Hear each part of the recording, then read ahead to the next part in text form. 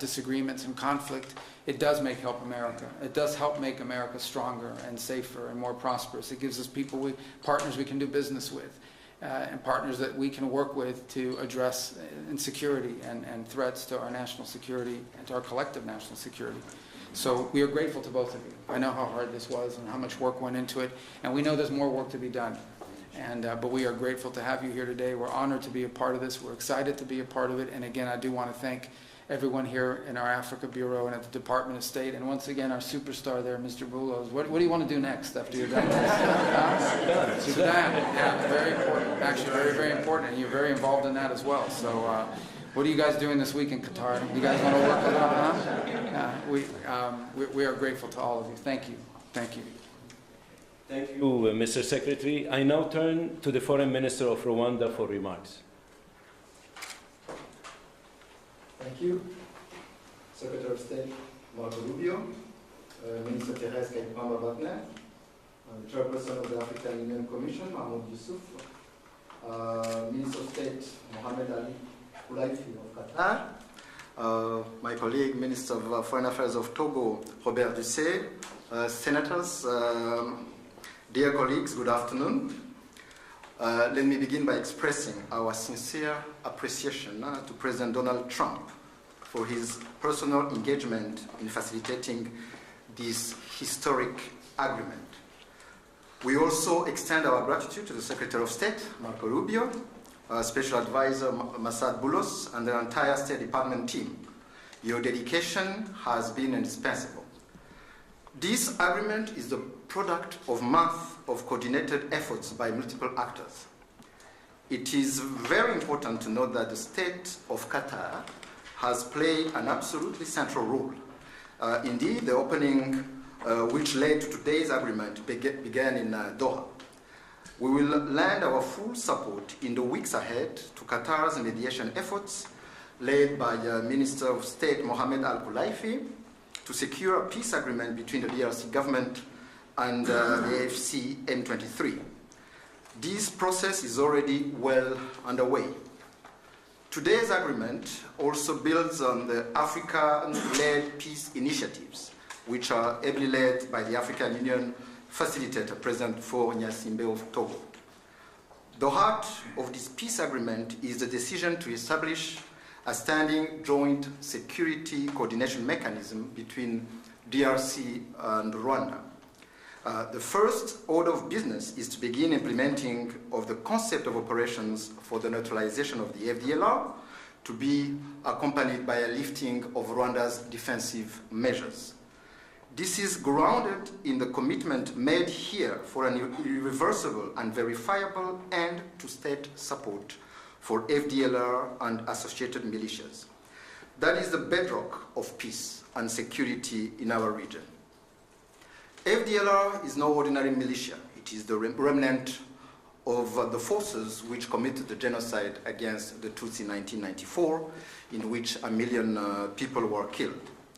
With this agreement, we also committed to facilitate the return of refugees in our respective territories with the support of the UNHCR. Creating the conditions for the safe and dignified return of refugees is vital to achieve lasting peace. We also took to enhance economic cooperation, including with American companies and investors. Shared growth and cross-border cooperation will unlock tangible dividends for both our countries. We must acknowledge that there is a great deal of uncertainty in our region and beyond, because many previous agreements have not been implemented, and there is no doubt that the road ahead will not be easy. But with the continued support of the United States and other partners, we believe that a turning point has been reached. Rwanda stands ready to work with the DRC to deliver on our joint commitments. To conclude, allow me to once again express Rwanda's appreciation to all who have contributed to this milestone. Thank you.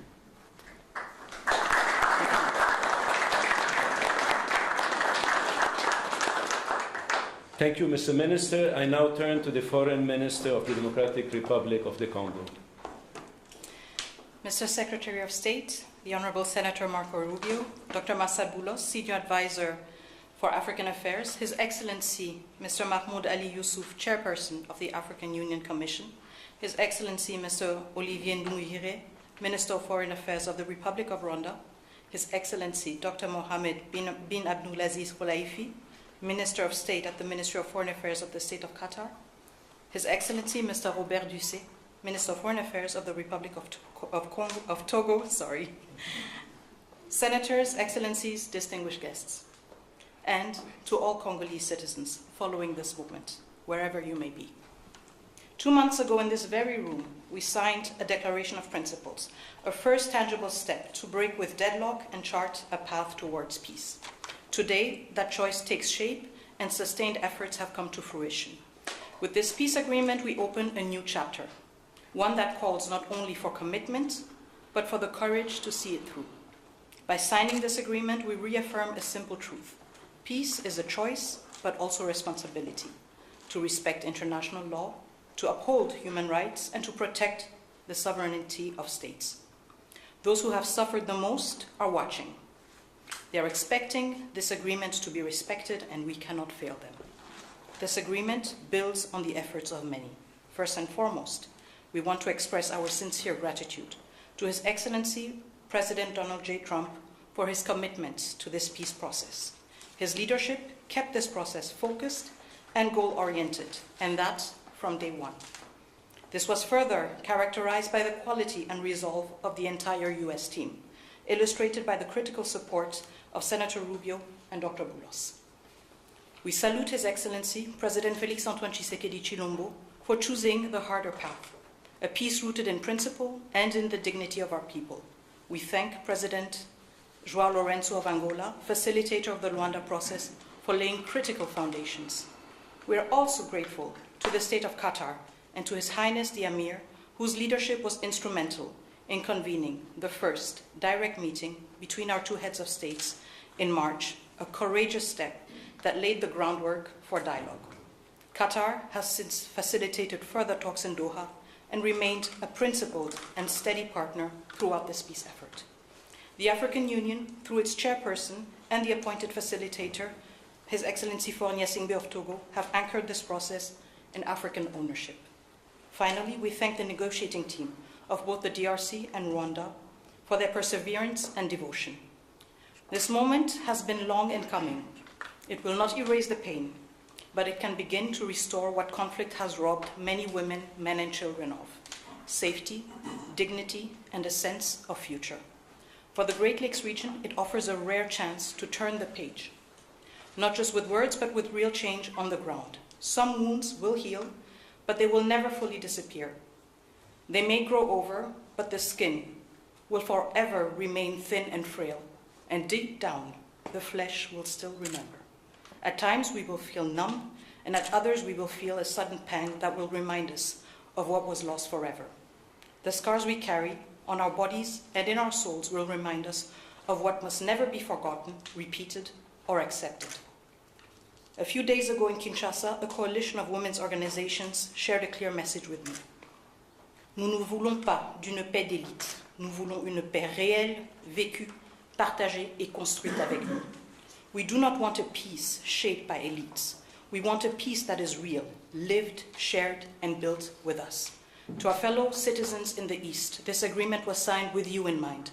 It provides for the disengagement of armed forces, the protection of civilians, the return of displaced persons and of refugees under government authority, and establishes a follow-up mechanism to ensure compliance. These are not just words on paper. They must now be translated into action with justice, accountability, and political will. This peace agreement is the starting point, not the end goal. It must now be followed by disengagement, justice, and the return of displaced families, and the return of refugees, both to the DRC and Rwanda. However, no text, however carefully negotiated, can carry on its own the weight of peace. I still remember, on the day we signed the Declaration of Principles, a member of the US team said, "If it were easy, it would have been done a long time ago." That holds true now more than ever. What we have signed is only as strong as our will to implement it. We, the DRC, will certainly and resolutely fight for this agreement to be respected, not with our words, but with our deeds. Today, we have chosen peace. What matters now is that we protect it and prove to our people and to the world that even in a region marked by deep scars, dignity and cooperation can prevail. So now, our work truly begins. Thank you.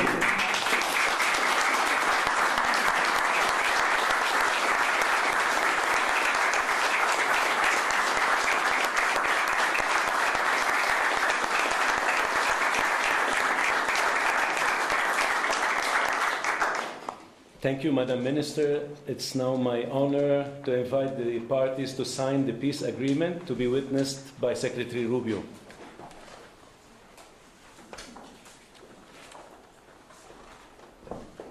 The agreement being signed includes provisions on the respect for territorial integrity and the prohibition of hostilities, the disengagement, disarmament, and conditional integration of non-state armed groups, the establishment of a joint security coordination mechanism, the facilitation of the return of refugees and internally displaced persons, as well as humanitarian access, the reaffirmation of MONUSCO's mandate, and the establishment of a regional economic integration framework.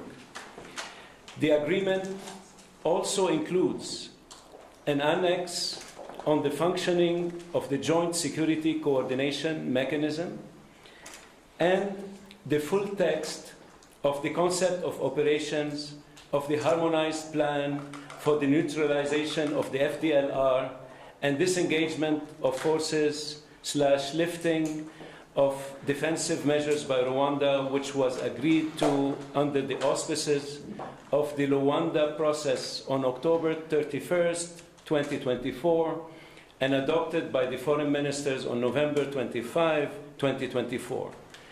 With the parties' signatures today, the agreement immediately enters into force. Thank you very much. Congratulations.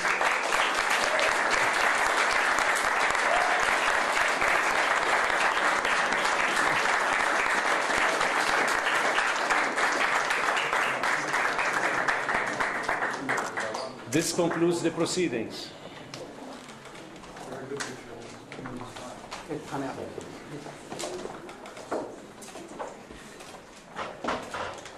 Kindly stay seated while the parties depart. Can we get a picture with the two candidates? Yes, please.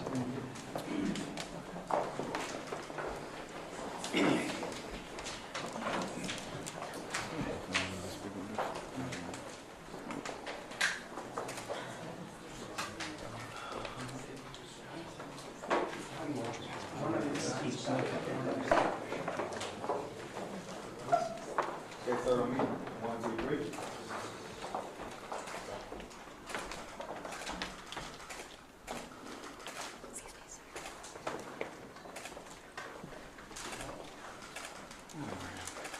I can't hold my camera again now. Can't hold my camera.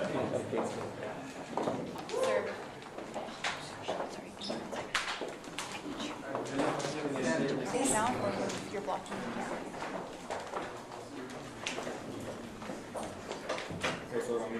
1, 2, 3.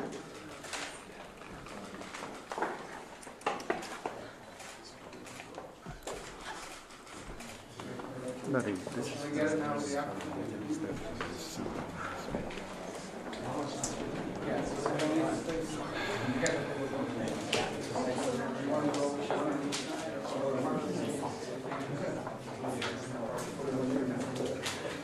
I think we're fine with the office. On me, sir. 1, 2, 3. Can you get down? Thank you.